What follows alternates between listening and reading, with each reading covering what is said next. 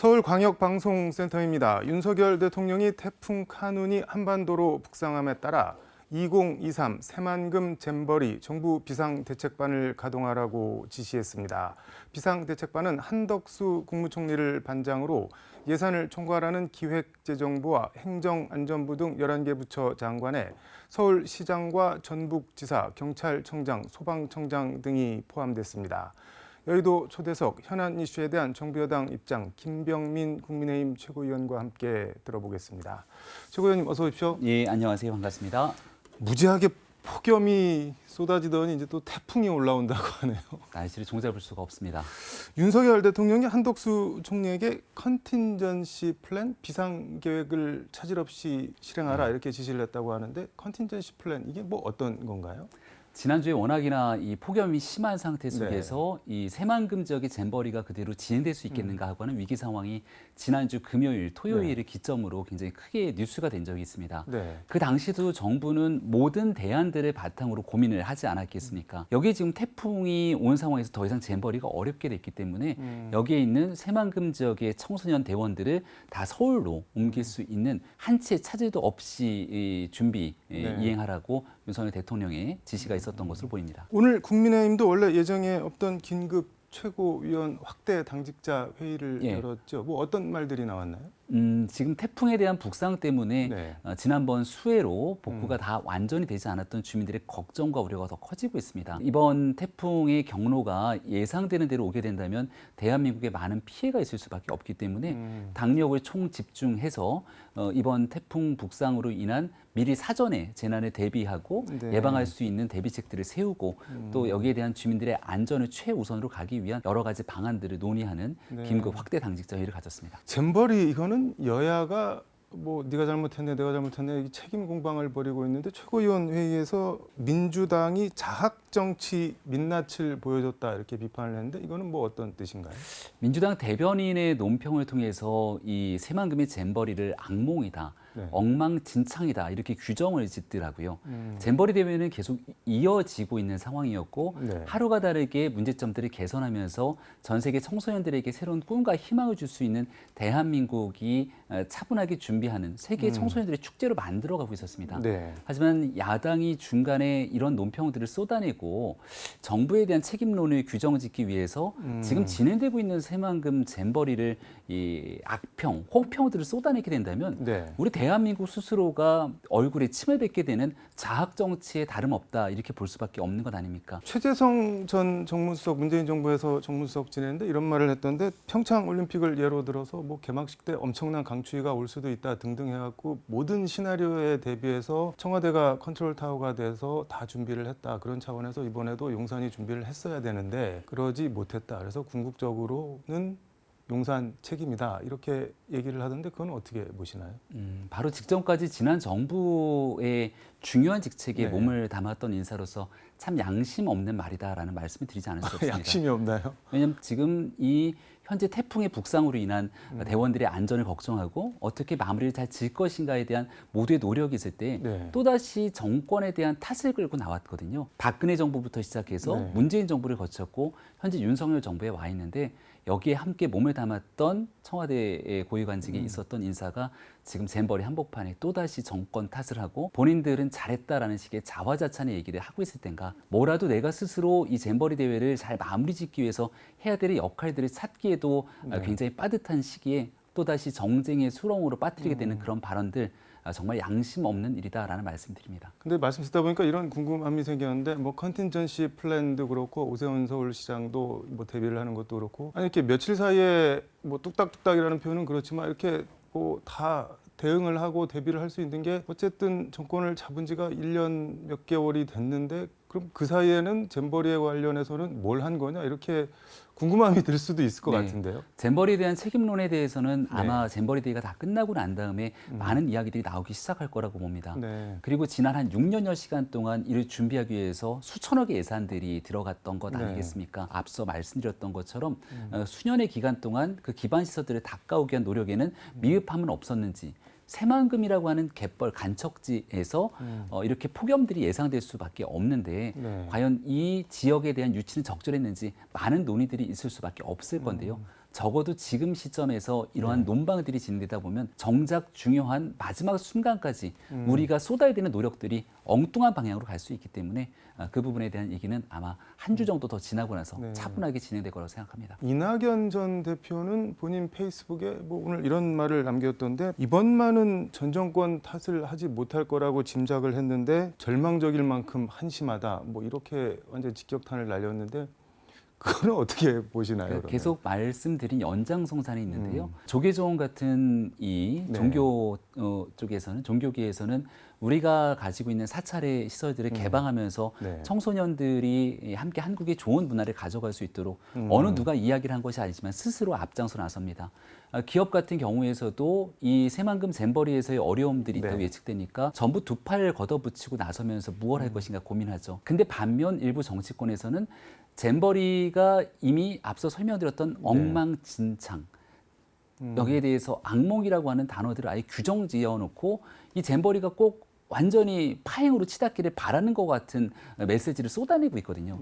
이건 대한민국 국민들께서 정말 이 잼버리가 그래도 대한민국에서 치러지는 세계 청소년들의 문화 올림픽인 만큼 마지막 순간까지 대원들의 건강에 문제가 없고 또 정말 대한민국에 대한 좋은 기억과 추억을 갖고 돌아갈 수 있도록 뭔가 노력해야 된다는 그런 국민의 정서와는 완전히 배치되는 것 아니겠습니까?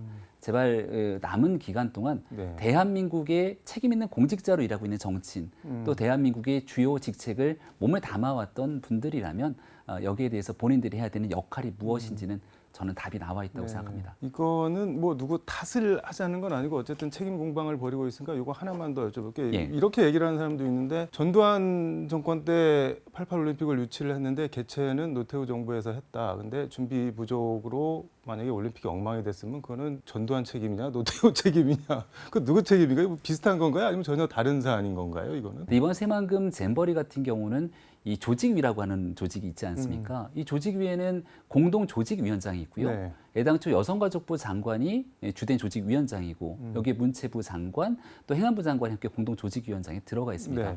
근데 국회의원을 대표한 국회의원의 조직위원장이 과거 2020년부터 한 명이 들어가 있었는데 그게 더불어민주당의 김윤덕 의원입니다. 전북이라고 하는 지역구를 갖고 있고요. 그리고 이 전북도지사인 김관영 지사는 유일한 집행위원장으로서 이 새만금 잼버리대에 참여하고 있습니다. 그럼 민주당 입장에서는 이러한 민주당을 대표하는 사람들이 들어가서 함께 잼버리를 꾸려왔던 일들에 대한 책임은 과연 어떻게 이야기를 하겠습니까? 근데 지금 이런 논쟁들을 벌이기 시작하는 순간 국민들께서 또 남 탓하고 있다라고 이야기가 전개될 수밖에 없기 때문에 전 정부 탓, 현 정부 탓, 전북의 탓, 그리고 말씀드렸던 김윤덕 조직위원장의 탓 이런 얘기를 할 것이 아니라 잼버리가 다 끝나고 나면 그 수많은 예산은 다 어디에 쓰였냐? 그리고 그 예산을 바탕으로 정말 잼버리를 충실하게 준비해 왔어야 됨에도 불구하고 해외에 외유성으로 나가서 국민의 예산을 흥청망청 썼던 사례 등을 비롯한 많은 일들에 대한 질타가 쏟아질 수밖에 없을 겁니다.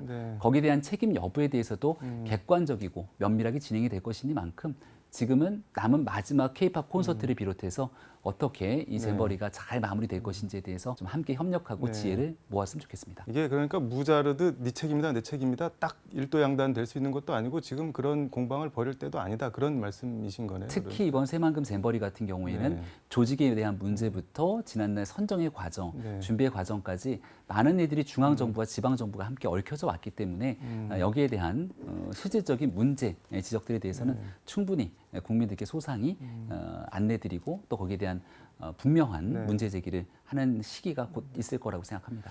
알겠습니다. 이 얘기는 여기까지 하고 김은경 민주당 혁신위원장 뭐 논란이 계속 점입 가경인데 어떻게 보고 계세요? 진즉에 민주당이 혁신위원장으로서의 자격을 상실한 지 오래됐다고 생각합니다. 김은경 위원장 스스로 혁신의 대상이 됐다라는 말이 나올 정도로 이미 민주당 내에서의 신망이 완전히 다 사라져버린 지 오래된 것 아니겠습니까? 그러면 즉각적으로 책임을 묻고 김은경 위원장을 경질하고 그리고 또 다른 혁신의 동력들을 삼아야 되는데 민주당의 이재명 대표가 그러질 않았습니다. 지금 이재명 대표 같은 경우는 어제 민주당 최고위원회의 끝나고 기자들이 질문을 하니까는 노인비하 발언 논란에 대해서는 뭐 유감스럽게 생각한다라고 하면서도 그 김은경 위원장을 발탁한 본인 책임론이나 김은경 위원장 경질에 대해서는 별 답을 하지 않았는데 어떻게 보셨나요? 그러니까 만시지탄이기도 네. 하고요. 김은경 위원장이 이런 문제가 있음에도 불구하고 네. 끝끝내 김은경 위원장의 경질하거나 책임을 묻지 않는 이유는 애당초 출범할 때부터 이래경 혁신위원장의 문제, 네. 김은경 혁신위원장의 문제가 불거졌는데 이걸 이재명 대표와 지도부가 강행한 것 아닙니까? 네. 그러니까 이런 혁신위가 무너지게 되면 거기에 대한 책임론은 자연스럽게 이재명 대표와 지도부로 옮겨올 수밖에 없는 것이겠죠. 그러니 그런 부담감을 차단하고자 김은경 위원장 뒤에 오히려 이재명 대표가 숨어 있는 것 아니냐, 이런 말씀을 드리지가 않을 수 없을 것 같습니다. 숨어 있다는 건 무슨 뜻인가요? 온갖 비난을 김은경 위원장이 다 받고 있는데 사실은 김은경 위원장이 비대위원장이 아니잖아요. 그리고 선출직으로 뭔가 나타난 당의 주요 직책을 맡고 있는 사람도 아닙니다. 네. 이재명 대표와 지도부가 임명한 혁신위원장일 뿐이거든요. 네. 그럼 숱한 논란에 문제가 생겼으면 이걸 김은경 위원장이 다 혼자서 감당할 수 없는 상태에 이르렀다면 이재명 대표가 직접 나서서 이 부분을 정리해 줘야 되는데 가타부타 얘기하지 않고 휴가 기간 내내 이재명 대표는 따로 언급을 하지 않았습니다. 네. 휴가 복귀하고 나서도 구태여 꺼낸다는 얘기가 송구하다 정도의 한마디였지. 근데 가만히 생각해 보면 혁신위가 왜 출범했을까? 민주당의 돈봉투 사건, 네. 그리고 김남국원의 코인 문제, 민주당의 도덕성이 나락으로 떨어져 있는 상태였기 때문에 네. 이런 민주당을 좀 환골탈퇴하자고 혁신위가 출범한 것 아니겠습니까? 근데 오히려 노인비하 망언 등으로 인해서 네. 여기에 한 숟갈을 더 얹은 상태가 돼버렸기 때문에 혁신위가 사실상 제 역할을 하지 못하게 됐는데도 불구하고 근데 이재명 대표는 왜 이런 사태를 일도양단으로 정리하지 못하는가? 네. 이재명 대표 스스로 갖고 있는 사법 리스크가 또 다른 민주당의 리스크의 한 축이기 때문에 지금 이러지도 저러지도 못하는 딜레마에 빠져 있다고 생각을 합니다. 김은경 위원장을 지금 정리를 하면 김은경 위원장한테 쏟아지는 화살이나 비판, 논란 이런 거를 이재명 대표 본인이 직접 다 감당을 해야 돼서 그냥 가만두고 지켜보고 있다. 뭐 그런 말씀이신 건가요, 그러면? 그렇죠. 지금은 김은경 위원장이 온갖 비난의 화살이 있게 되는데 네. 김은경 위원장을 정리하는 순간 그때 여기에 대한 모든 책임론이 이재명 대표를 향할 겁니다. 그리고 이재명 대표가 지금 쌍방울의 대북 송금 문제 네. 때문에 또 사법 리스크의 한 축에 놓여 있고 또 돈봉투 사건에 대한 자당 의원들에 대한 수사가 이제 본격화되고 있는 상태이기 때문에 네. 이런 모든 일들이 결국 이재명 대표를 향할 수밖에 없을 것이거든요. 근데 적어도 지금 민주당의 뉴스는 김은경 혁신위원장이 매몰돼 있기도 하고 또 그 김은경 위원장이 매몰된 뉴스에서 혁신의 동력을 잃어버렸는데 여전히 그 대의원제 폐지라고 하는 또 다른 네. 안건을 꺼내서 당내에서의 찬반 논쟁을 다른 방식으로 끌고 가고 네. 있거든요. 그러니까 지금 민주당이 해야 되는 가장 중요한 포인트가 대의원제 폐지냐 아니냐가 핵심적인 안건과 아젠다인지 아니면 완전히 나락으로 떨어진 이 도덕성의 상실을 회복하기 위해서 국민들의 눈높이를 높이기 위한 정말 절대절명의 혁신이 무엇인지는 당내 구성원들 사이에서도 저는 충분히 의견 수렴이 될 거라고 보는데 지금 동의하기 어려운 일들을 자꾸 뉴스를 다른 방식으로 끌어가는 것이 아닌가 생각합니다. 이게 대의원제 폐지 같은 경우는 이른바 일부 개딸들이 아니 권리당원이랑 대의원이랑 무슨 차이가 있길래 뭐 10배 이상, 10배 정도 훨씬 네. 더 이렇게 등가 뭐죠? 60배 정도라고 얘기를 하죠. 60배나 되나요?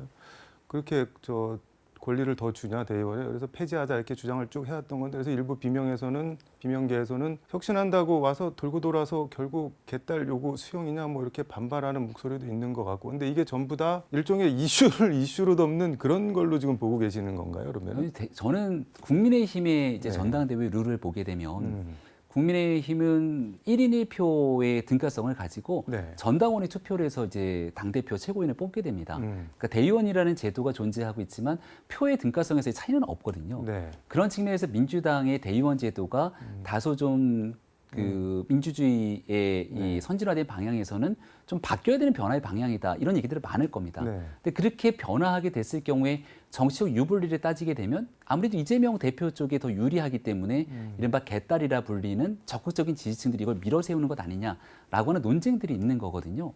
얼마든지 할 수 있는 논쟁이라고 생각합니다. 근데 지금 많은 국민들의 관심사는 민주당이 대의원제를 폐지하냐 마냐에 대한 문제보다 전당대회 당대표를 뽑는 과정에 돈 봉투를 만들어서 십수 명의 의원들에게 돌렸다는 것이고 네. 또 거기에 대한 녹취가 이정근 부총장의 토대로 그대로 드러난 바 있고요. 또 이 돈 봉투를 돌렸다고 지목되고 있는 윤관석 의원은 손사래를 쳤지만 결국 구속까지 됐습니다. 네.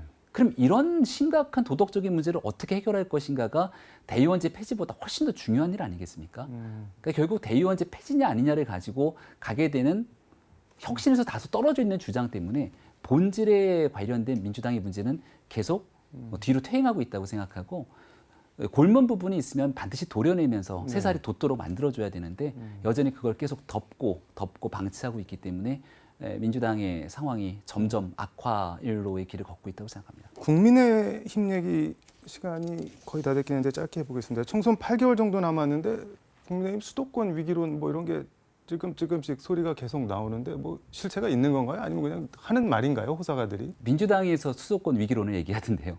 그래서 민주당이 서울이 심상치 않다 또 모여서 얘기한다는 그런 기사들도 나오고요. 네.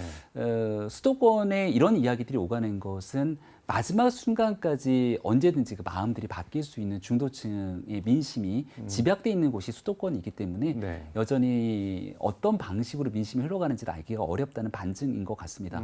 저도 수도권에 몸을 담으면서 네. 정치를 하고 있습니다만 정말 하루하루 또 민심의 무거움을 무겁게 새기면서 정말 국민들을 위한 정치를 하지 않게 되면 네. 조금이라도 오만한 정치를 보이는 순간 여기에 대한 투표로서의 철퇴를 가하는 게 수도권의 민심이기도 합니다. 가장 대표적인 케이스가 2020년 총선에서 네. 강북 지역 전체를 포함 용산 단 한 석만 국민의힘을 주고 나머지는 전부 파랗게 물들였던 민심이 서울의 민심이었거든요. 네.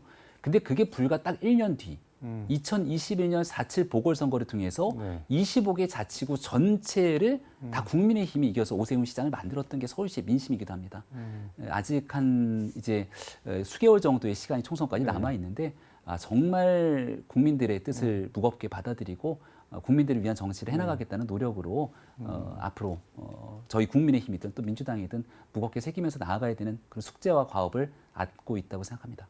이준석 전 대표는 라디오 인터뷰에서 내일 당장 총선하면 국민의힘은 한 100석 정도 그리고 범민주당이 한 180석 할 거다. 수도권 그만큼 어렵다라고 얘기를 했는데 그거는 걱정으로 봐야 되나요? 자해 같은 걸까요? 글쎄요, 제가 뭐 이준석 전 대표에게 네. 말을 크게 보태고 싶지는 않습니다만은 노원병에서 이제 정치를 하고 있는 네. 정치인이거든요.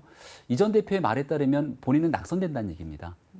네, 수도권이 당장 내일 모레 치렀을 네. 때 전체가 100석이라면 지역에서 현장을 딛고 발에 딛고 열심히 정치를 하고 있는 과정들을 겪다 보면 그래도 지역에서 갖고 있는 민심들이 보이는데 네. 저는 그런 의견에는 전혀 동의가 되지 않습니다. 저희 광진도 12년 만에 구청장이 국민의힘으로 바뀌었는데요. 네. 그리고 나서 12년 동안 민주당이 하지 못했던 일들을 국민의힘 단체장이 바뀌면서 지역 개발에 대한 여러 가지 활동들을 하면서 뭔가 기대에 관한 열망들을 갖기 시작하고 네. 구청장과 시장, 대통령이 다 함께 국민의힘 소속으로 움직이고 있기 때문에 이렇게 변화하는 기대감들을 다음번 총선의 의석의 확보를 통해서 함께 시너지 효과가 나게 된다면 우리 지역 제대로 발전하겠구나라고 하는 여론들이 분명히 존재합니다. 아마 지역을 열심히 뛰고 있는 분이라면 네. 그런 마음들을 갖고 있을 건데 너무 그런 이 전 대표가 얘기하고 있는 것처럼 막 근거 없는 위기감 이런 것들을 얘기할 시간이라면 저는 노원병 같은 어렵지만 네. 이런 지역에서도 최선을 다해서 지역 주민들을 만나는 또 지역을 위한 정책들을 쏟다 보면은 훨씬 더 좋은 결과가 네. 내년도 총선에서 나올 거다라는 얘기를 꼭 드리고 싶습니다. 하나만 더 물어보도록 하겠습니다. 지금 윤석열 대통령 지지율이 30% 중반에서 왔다 갔다 하고 있고 부정평가가 50%대에서 이렇게 왔다 갔다 하고 있는데 이 정도 지지율로 총선을 가도 되는 건가요? 아니면 뭔가 좀 더 올라갈 모멘텀 같은 게 필요한 건가요? 어떻게 보고 계신가요? 당연히 지지율을 더 높이기 위한 많은 노력들이 중앙정부 또 네. 정치권 많은 우리 국민의힘 내에서의 노력들이 필요하다고 생각을 합니다. 청년부터 신혼부부 또 노장년층에 이르기까지 모든 세대의 피부에 와닿을 수 있는 정책들을 꾸준하게 쏟아낸다면 연말쯤 가서 윤석열 정부에 대한 정권 교체했던 일도 뭐가 다른 모습들이 보이는구나라고 하는 체감 있는 정책적 변화를 통해서 지지율 끌어높이기 위한 노력을 계속 이끌어갈 생각입니다. 그렇게 생각하신 대로 잘 될까요? 어떻게 기대는? 저는 잘 네. 될 수 있다고 생각하고요. 네. 이제 추석을 통한 가을 민심들이 이어지기 시작할 거고 이제 마지막 연말 정도가 되게 되면 집권하고 나서 한 1년 반 정도 지난 국정에 대한 나름대로의 평가들이 있을 겁니다. 네. 분명하게 분위기는 바뀔 거라고 생각합니다. 알겠습니다. 오늘 말씀은 여기까지 듣도록 하겠습니다. 고맙습니다. 네, 고맙습니다. 지금까지 서울광역방송센터에서 김병민 최고위원과 함께 전해드렸습니다.